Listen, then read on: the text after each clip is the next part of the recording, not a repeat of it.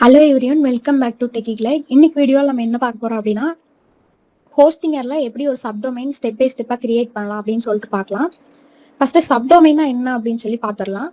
Subdomain அப்படிங்கிறது நீங்கள் ஒரு நியூ டொமைன் வாங்காமையே உங்களோட வெப்சைட்டில் ஒரு செப்பரேட் செக்ஷனாக ஆட் பண்ண முடியும்.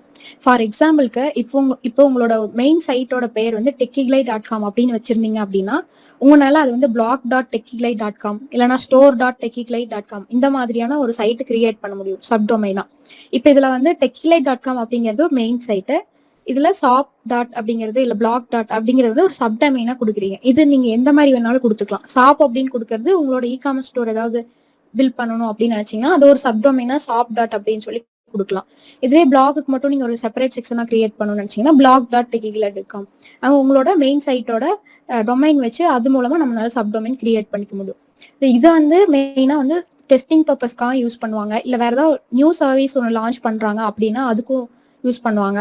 இல்லை உங்களோட கண்டென்ட்லாம் இன்னும் பெட்டரா ஆர்கனைஸ் பண்றதுக்காகவும் இது வந்து நீங்க யூஸ் பண்ணலாம். சப்டொமைனுக்கு எக்ஸாம்பிளா பாத்தீங்கன்னா கூகுள்லயே நிறைய சப்டொமைன்ஸ் இருக்கு. அவங்க மெயினா சொல்லணும் அப்படின்னா support.google.com அப்படிங்கிறது, adsense.google.com அப்படிங்கிறது, console.google.com இந்த மாதிரி நிறைய சப்டொமைன்ஸ் கூகுள்லயே வச்சிருக்காங்க. அதே மாதிரி ஃபேஸ்புக்லயே பாத்தீங்கன்னா m.facebook.com அப்படிங்கிறது, அது மொபைல்ல வந்து ஃபேஸ்புக் பாக்குறவங்களுக்கு m.facebook.com அப்படிங்கிற சப்டொமைன் யூஸ் பண்ணுவாங்க. ஸோ இந்த மாதிரி நிறைய பர்பஸ்க்காக சப்டொமைன் கிரியேட் பண்றாங்க. இது கிரியேட் பண்றதுக்கு நம்மளுக்கு நிறைய டைம்லாம் எடுத்துக்காது. ஜஸ்ட் 2 minutesல நம்மளால ஹோஸ்டிங்கர்ல ஈஸியா கிரியேட் பண்ணிட முடியும். அது எப்படி கிரியேட் பண்ணலாம் அப்படின்னு சொல்லிட்டு நம்ம இந்த வீடியோல இப்போ பார்க்கலாம். ஃபர்ஸ்ட் உங்களோட ஹோஸ்டிங்கர் டேஷ்போர்ட் லாகின் பண்ணிக்கோங்க. லாகின் பண்ணிட்டு இங்க பாத்தீங்கன்னா வெப்சைட் லிஸ்ட் அப்படின்னு இருக்கும், இதை வந்து கிளிக் பண்ணிக்கோங்க. இதுல வந்து உங்களோட எல்லா டொமைன்ஸும் வந்திருக்கும். நீங்க எந்த டொமைன்லாம் இதுல ஹோஸ்டிங்கரை இன்டகிரேட் பண்ணி வச்சிருக்கீங்களோ அந்த எல்லா டொமைன் நேமே இதுல வந்துடும். இதுல உங்களுக்கு எந்த டொமைன்ல சப்டொமைன் கிரியேட் பண்ணணுமோ அந்த டொமைனோட டேஷ்போர்ட் அப்படிங்கிற ஆப்ஷனை கிளிக் பண்ணணும். இப்போ ஃபார் எக்ஸாம்பிளுக்கு இந்த டொமைன்ல உங்களுக்கு சப்டொமைன் கிரியேட் பண்ணணும் அப்படின்னா இங்க பாத்தீங்கன்னா டேஷ்போர்ட் அப்படின்னு சொல்லி ஒரு ஆப்ஷன் இருக்கும், இதை வந்து கிளிக் பண்ணிக்கோங்க. இங்க உள்ள போகணும்னு இங்க பாத்தீங்கன்னா சைட்ல டொமைன்ஸ் அப்படின்னு வரும், இதை கிளிக் பண்ணிட்டு சப்டொமைன் அப்படிங்கிறத கிளிக் பண்ணிக்கோங்க.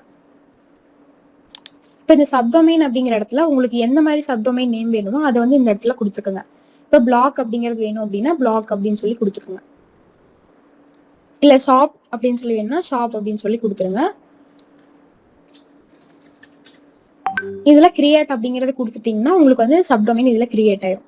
இதோடவே இன்னொரு ஈஸியான மெத்தட் இருக்கு, அது நான் சொல்றேன். வெப்சைட் லிஸ்டிங்குள்ள வந்துட்டு இங்க பாத்தீங்கன்னா ஆட் வெப்சைட் அப்படின்னு இருக்கும், இந்த ஆட் வெப்சைட்டை கொடுத்துருங்க.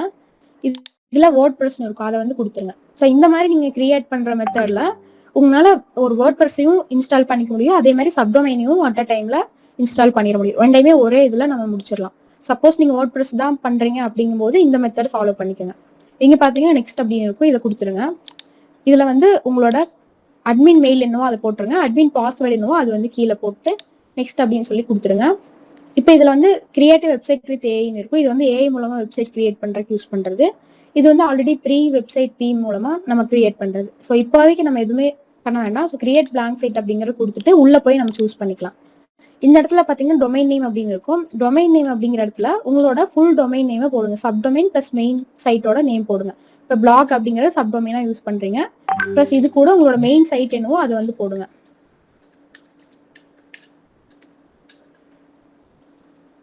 ஸோ இங்க பாத்தீங்கன்னா ஃப்ரீ சப்டொமைன் அப்படிங்கிற மாதிரி உங்களுக்கு காமிக்கும். இது கண்டிப்பா உங்களோட ஹோஸ்டிங்ல இன்ஸ்டால் ஆயிருக்கணும். ஆல்ரெடி இன்டகிரேட் பண்ணி வச்சிருந்தீங்க மட்டும்தான் இந்த சப்டொமைன் கிரியேட் பண்ண முடியும். ஸோ இப்போ வந்து கீழே அந்த நேம் காமிக்கும், அதை கிளிக் பண்ணிக்கோங்க. நெக்ஸ்ட் இன்ஸ்டால் வேர்ட்பிரஸ் அப்படிங்கிறத கொடுத்துருங்க. இப்போ உங்களுக்கு வேர்ட்பிரஸ் இன்ஸ்டால் ஆயிட்டு இருக்கு.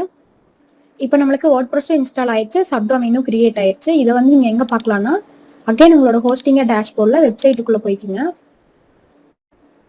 இங்க பாத்தீங்கன்னா உங்களுக்கு ஒரு நியூ டொமைன் வந்து கிரியேட் ஆயிருக்கும், பிளாக் டாட் நீங்க என்ன மெயின் சைட் கொடுத்தீங்களோ அது கிரியேட் ஆயிருக்கும். ஜஸ்ட் இதை கிளிக் பண்ணீங்க அப்படின்னா அந்த சைட்டுக்குள்ள போகும். நீங்க வேர்ட்பிரஸ்ல எடிட் பண்ணணும் அப்படின்னா எப்பவும் போல WB அட்மின் அப்படிங்கிற இது போட்டு உங்களோட யூசர் ஐடி பாஸ்வேர்டு போட்டு அட்மின் லாகின் பண்ணி நீங்க டிசைன் பண்ணிக்க முடியும். இந்த மாதிரி வெப்சைட் கிரியேட் பண்ணுறது ரொம்ப சிம்பிள். 2025ல் வெப்சைட்டுங்கிறது வந்து மஸ்ட்டு. எல்லா பிஸ்னஸும் கண்டிப்பாக வெப்சைட் வச்சுருக்கணும். ஃப்ரீலான்சருக்கான ஸ்கோப் ரொம்ப ஜாஸ்தியாக இருக்குது. வேர்ட்பிரஸ் டெவலப்பர் வேணும் அப்படின்னு சொல்லி நிறையா பிஸ்னஸ் ஹையர் பண்ண ஆரம்பிக்கிறாங்க. ஸோ வேர்ட்பிரஸ்ஸை டீட்டெயிலாக கற்றுக்கிட்டு உங்கள் கெரியரை குயிக்காக ஸ்டார்ட் பண்ணணும் அப்படின்னா டிஸ்கிரிப்ஷனில் இருக்கக்கூடிய எங்கள் வெபினார் அட்டன் பண்ணி எங்கள் கோர்ஸ் ஜாயின் பண்ணுங்கள். See you inside the course. Like பண்ணுங்கள், ஷேர் பண்ணுங்கள், சப்ஸ்கிரைப் பண்ணுங்கள். Stay tuned with Technical Life.